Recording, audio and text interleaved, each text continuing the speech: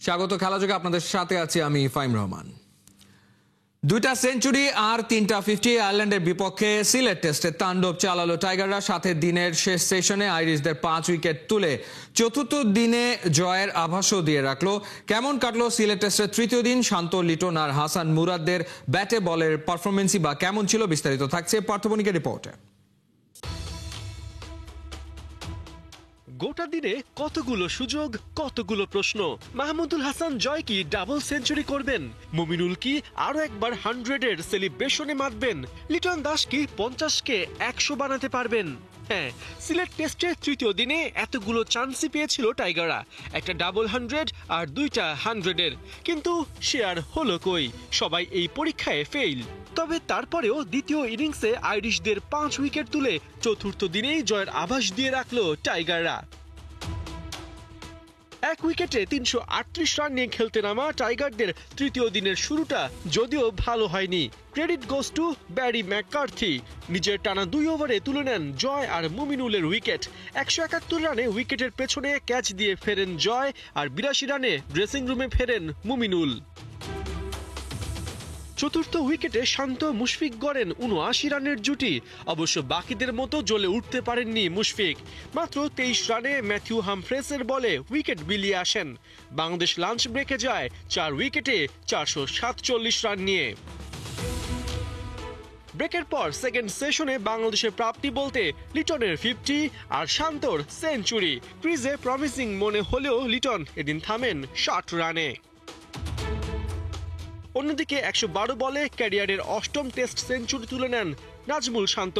তবে এর বেশি এগোতে পারেননি টাইগার ক্যাপ্টেন। কাটায় কাটায় 100 করেই আউট হয়ে ফেরেন।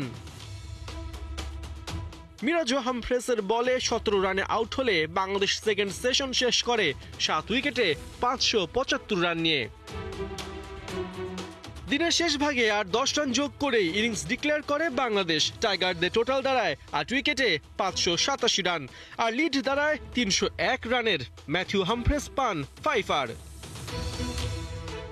আইরিশদের সেকেন্ড ইনিংসের শুরুতেই 5 রানে ক্যাট কারমাইকেলের স্টাম্প পুড়িয়ে টাইগারদের উড়ন্ত সূচনা এনে দেন নাহিদ রানা।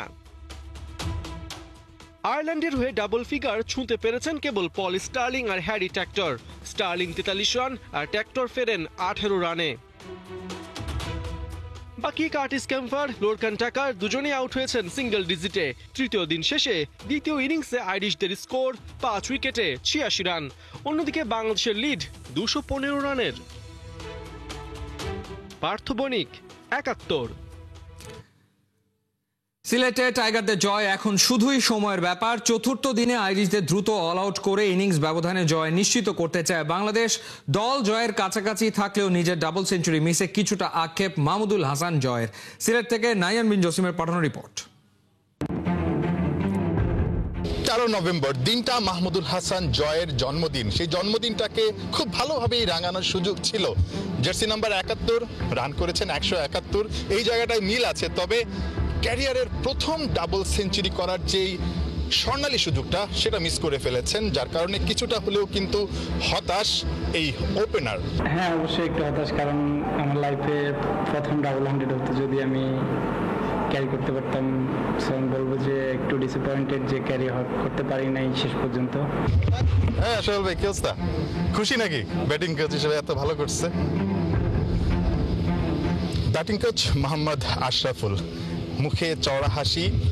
বাংলাদেশের হয়ে যখন প্রথম দায়িত্বটা পালন করছেন তখন তার ব্যাটিং ডিপার্টমেন্টটা দুর্দান্ত করছে।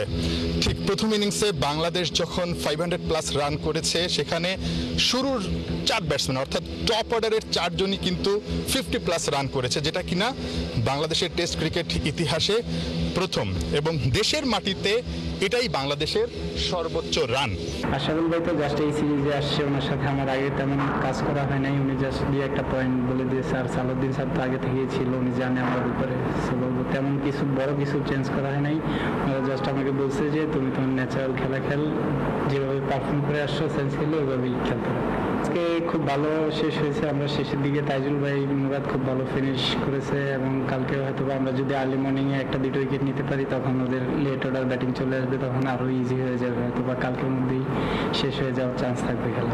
সিলেট টেস্ট শুরুর আগে ক্যাপ্টেন নাজমুল হোসেন শান্ত বলছিলেন বাংলাদেশের লাল বলের কীর্তিগুলো কেন যেন আড়ালে পড়ে যায়, সাদা বলের কীর্তিগুলোকে নিয়ে অনেকে হইচই করে বা মিডিয়ায় অনেক বেশি আলোচনা হয়, কিন্তু লাল বলে বা টেস্ট ক্রিকেটে সেটা হয় না। ঘটনা হচ্ছে যখন বাংলাদেশ আসলে টেস্ট ক্রিকেটে ধারাবাহিকভাবে এই ধরনের পারফরমেন্সগুলো করবে তখন কিন্তু ঠিকই বিষয়গুলোকে সবাই হাইলাইট করবে বা খবরের শিরোনাম হবে। তবে টেস্ট ক্রিকেটে বড় দল হয়ে উঠতে হলে বাংলাদেশকে অবশ্যই নিয়মিতভাবে এই পারফরমেন্সগুলো করতে হবে, যেটা নাজমুল শান্ত এই বছরটায় করছেন নিজে। এই বছরটায় তার গড় প্রায় 84-85 মতো এবং লাস্ট যে 5টা ইনিংস সেই 5টা ইনিংসের 3টাতেই তিনি সেঞ্চুরি করেছেন। ব্যাটসম্যানরা যদি ঠিক একইভাবে ধারাবাহিকতা রাখতে পারে, পাশাপাশি বোলাররা ভালো করছে, আরও ভালো করতে পারে, তাহলে টেস্ট ক্রিকেটে বাংলাদেশ ধীরে ধীরে বড় দল হয়ে উঠবে খুব অল্প সময়ের মধ্যে, যেটা স্বপ্ন ক্যাপ্টেন নাজমুল হোসেন শান্তর। Nahiyan bin Jasim, 71, Sylhet international cricket stadium, Sylhet. প্রতিপক্ষ ব্যাটারদের ধাঁধায় ফেলার লক্ষ্য রিশাদের বোলিং অ্যাকশন একই রেখে গুগলিতে পারদর্শী হতে চেষ্টা চালাচ্ছেন এই লেগ স্পিনার। রিশাদ বলছেন টিকে থাকতে পারফর্ম করতে শেখার বিকল্প নাই। রিশাদের উন্নতি দেখে খুশি বিসিবি কোচ শাহেদ মেহমুদ। অস্ট্রেলিয়ার বিগ ব্যাশের ছাত্রের উপর ভরসা রাখছেন। সাইফুল রূপকের রিপোর্ট। গুগলি নিয়ে কাজ করছেন, এগুলো নিয়ে ভ্যারিয়েশন বাড়ানো নিয়ে রিশাদের আসলে কতটা মনোযোগী? আসলে যতদিন খেলবো কিছু না কিছু শিখতে হবে, প্রতিদিন নতুন নতুন চেষ্টা করতে হবে। তো আমি চেষ্টা করতে জাস্ট কিভাবে আরো ভালো করা যায়। You remember my word. He takes so many wickets in big bash. প্রতিপক্ষরা সাবধান, অস্ত্র শান দিয়ে করছেন আরো ধারালো। সাম্প্রতিক সময়ে বাংলাদেশের টপ পারফর্মার রিশাদ হোসেন গুগলি ফ্লিপারে আরো ঝানু হয়ে বিশ্ব ক্রিকেটে করতে চান রাজ। সাদা বলে চারদিক থেকেই আসছে সাফল্য, তবুও তৃপ্ত নন। জানেন আন্তর্জাতিক ক্রিকেটে দ্বিতীয় ও তৃতীয় বছরেই সবচেয়ে বেশি চাপে পড়তে হয়। প্রতিপক্ষ দলের কম্পিউটার অ্যানালিস্টরা বাংলার লেগির বোলিং বিশ্লেষণে ব্যস্ত। 22 গজে তার দুর্বল জায়গায় ব্যাটাররা করতে পারে আক্রমণ, সেই আক্রমণ ঠেকাতে ভিন্ন ছকে কাউন্টার অ্যাটাকে ভড়কে দিতেই ভ্যারিয়েশন বাড়াতে মনোযোগী রিশাদ হোসেন। বিসিবির গেম ডেভেলপমেন্টের স্পিন কোচ শাহেদ মেহমুদের বিশেষ ক্লাসে মাথার ঘাম পায়ে ফেলছেন রিশাদ। ফুটেজে পরিষ্কার, গুগলিতে আরো পাকা হতে ধারাবাহিকভাবে ওই ডেলিভারিটা ঠিক জায়গায় ফেলার টোটকাটাই শিখছেন। নানা ড্রিল দেখিয়ে দিয়েছেন শাহেদ। গুগলি মারার সময় বোলিং অ্যাকশন, হাতের পজিশন, কবজির অবস্থা কেমন থাকবে সেটা ভিডিও করেও রিশাদকে বুঝিয়ে দিয়েছেন এই পাকিস্তানি ওস্তাদ। গেল মাসে আবুধাবিতে আফগান জিনিয়াস রশিদ খানের কাছ থেকেও গুগলির টিপস নিয়েছেন রিশাদ। বাংলার লেগিকে নিয়ে বড় স্বপ্নই দেখছেন বিসিবির coach Shahed. How was the session with Rishad Hossain? Wrong one. और गुगली पे काम कर रहा है, गुगली पे और अच्छा काम करेगा, जैसे मुझे भाई ने हमारे कैम्प में बताया। ही डूइंग वेरी वेल और day by day he is improving. उसका गुगली भी, फ्लिपर भी, टॉप स्पिन भी। गुगली के लिए इंटरनेशनल में it is main weapon. Googly is wicket taking ball. Googly अब वो सीख रहा है, गुगली स्पिनिंग नाउ। 6 ফুট 3 ইঞ্চি উচ্চতার কারণে রিশাদের স্পিনে এক্সট্রা বাউন্সও দেখা যায়। স্পট আর কন্ট্রোলটাও দারুণ। যদিও গুগলি ডেলিভারিতে কন্ট্রোল রাখা, লাইন লেন্থ ঠিক রাখাটা বড় চ্যালেঞ্জের। নেটে ওই কঠিনকে জয় করার মিশনে রিশাদ। ডিসেম্বরে অস্ট্রেলিয়ার ঘরোয়া টি20 টুর্নামেন্ট বিগ ব্যাশ মাতাতে যাবেন বাংলার লেগি। শাহেদের বিশ্বাস হোবার্টের এক্স ফ্যাক্টর হবেন রিশাদ। अब ऑस्ट्रेलिया में जाएगा, totally different experience in Australia. Hard wicket है, बॉल ऊपर भी आता है, बाउंस होता है, डिफरेंट प्लेयर है, डिफरेंट कंडीशन है, वो सीखेगा। This is excellent for him. दुनिया के टॉप प्लेयर है, उनके साथ बिग बैश में खेलेगा वो, और it is very good for him कि वो खेलेगा, अच्छा परफॉर्म करेगा, उसका कॉन्फिडेंस बिल्ट होगा। और वो जिस तरह वो टॉल है, लंबा है, उसके लिए बड़ा बाउंस होता है ऑस्ट्रेलिया में, विकेट हार्ड होता है, अच्छा बाउंस होगा। He getting more wicket, you will see. You remember my word, he taking so many wicket in Big Bash. Saiful Rupok, 71। নিজেদের ভুলে পিছিয়ে পড়তেই পারে বাংলাদেশ, কিন্তু দিনটা যদি হয় একজন হামজা চৌধুরীর তাহলে বাকি সবকিছুই যেন মিথ্যা।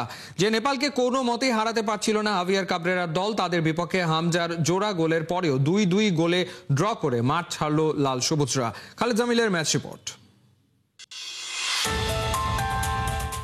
ক্যাপ্টেন জামাল ভুঁইয়ের কাছ থেকে ভলিটা এলো, এবারে ওপরে উঠে এসেছিলেন হামজা চৌধুরী। ফারপোস্ট নাকি নেয়ার, কোথায় ছিলেন তিনি? নেপালের ডিফেন্ডাররা সেটা বোঝার আগেই একটা লো বাইসাইকেল কিক।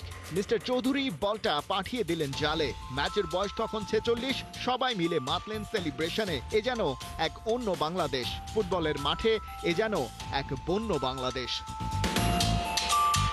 ফার্স্ট হাফে ঝিমিয়ে পড়া স্বাগতিকরা বিরতির আগে যেন গা ঝাড়া দিয়ে উঠল।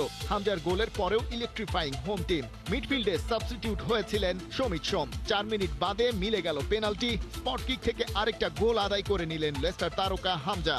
ব্যাস, লিড বাংলাদেশের। নেপালের বিপক্ষে বাংলাদেশের সমর্থকদের এর চেয়ে বেশি আর কি বা চাওয়ার থাকতে পারে। বাংলাদেশের হয়ে 5 নম্বর ম্যাচ খেলতে নেমে নিজের 4 নম্বর ইন্টারন্যাশনাল গোলটাও পেয়ে গেলেন হামজা। ম্যাচের যখন মিনিট 10 বাকি, নেপালিদের ট্যাকেলের শিকার হন হামজা। সেটা শঙ্কা জাগায় বাংলার বুকে, কারণ মিস্টার চৌধুরীকে আর যাই হোক ইনজুরিতে পড়তে দেয়া চলবে না, কারণ আসল লড়াইটা তো এখনো বাকি রয়ে গেছে। ভারতের বিপক্ষে নিজেদের তুনে থাকা সেরা তীরকে কোনোভাবেই দুর্বল হতে দেয়া চলবে না। তাই তো হামজাকে তুলে নেওয়া হয়, তার সাবস্টিটিউট করা হয় অভিষিক্ত কিউবা মিচেলকে। বাংলাদেশ হামজাকে পেয়েছে ঠিক, কিন্তু বদলাতে পারেনি নিজেদের নিয়তি। আর তাই তো সেই শেষ সময়ের গোল হজমের ধারাবাহিকতা থেকে এবারও পারেনি বের হতে। স্টপেজ টাইমের 3 মিনিটে কর্নার থেকে উড়ে আসা এক বল থেকে গোল করেন নেপালের অনন্ত তামাং। প্রায় জিতে যাওয়া এক ম্যাচেও নেপালকে হারাতে পারল না বাংলাদেশ। হেড কোচ কাবরেরাও পেলেন না নেপালের বিপক্ষে নিজের প্রথম জয়টা। মিস্টার চৌধুরীর জোড়া গোলের আগেও অবশ্য বল দখলে ভালোভাবেই এগিয়েছিল বাংলাদেশ, কিন্তু নেপালিদের কাউন্টার অ্যাটাক ট্যাকটিক্স আর হামজাকে সুপার মার্কিং এর কারণে ঠিক সুবিধা করতে পারছিল না স্বাগতিকরা। গোল করতে মরিয়া হয়ে ওঠা বাংলাদেশ ম্যাচের 29 মিনিটে উল্টো একটা গোল হজম করে বসে। স্কোরশিটে নাম তোলেন নেপালের রোহিত চাঁদ। এই সময়টায় মিডফিল্ডে সমিত সোমের সাপোর্ট পাচ্ছিল না বাংলাদেশ। হামজা তাই অনেকটা ডিফেন্সে নেমে অ্যাটাক বিল্ড করতে মনোযোগ দিয়েছিলেন। ম্যাচের প্রথম দুটো কর্নারও আদায় করে নিয়েছিল বাংলাদেশ, কিন্তু সেখান থেকে পারেনি গোল আদায় করে নিতে। খালিদ জামিল, 71। শক্তি সামর্থ্যে পিছিয়ে থাকায় পাকিস্তানের বিপক্ষে হার যেন অনেকটা স্বাভাবিকই ছিল, কিন্তু 8-2 গোলের ব্যবধান হয়তো কেউই আশা করেনি।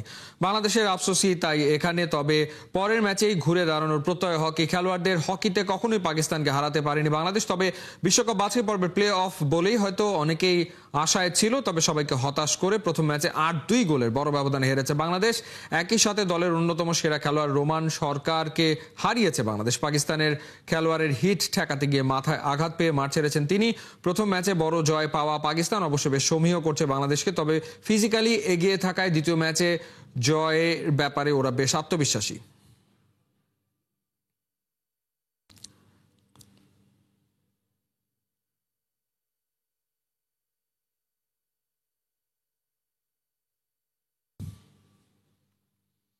ডেফিনেটলি 8-2 এর জন্য আমি প্রস্তুত ছিলাম না। আমাদের প্ল্যানটা ছিল অন্যরকম, আমরা প্ল্যান অনুযায়ী খেলতে পারিনি। আর পেনাল্টি কর্নারগুলোতে যদি আমরা যে দুটো পোস্টে লেগেছে ওই দুইটা যদি গোল হতো তাহলে হয়তো বা মার্জিনটা আরেকটু কমে আসতো। টেকনিক্যাল কিছু মিস্টেকের কারণে আমরা 3-4টা গোল কনসিভ করেছি। তো আমরা চেষ্টা করব কালকের ম্যাচটা এই ভুলগুলো শুধরানোর জন্য। এই ছিল এই মুহূর্তের খেলাযোগে সরাসরি সংবাদ অনুষ্ঠান দেখতে চোখ রাখুন 71-এর ফেসবুক পেজ এবং সাবস্ক্রাইব করুন 71-এর ইউটিউব চ্যানেল। 71-এর সাথেই থাকুন।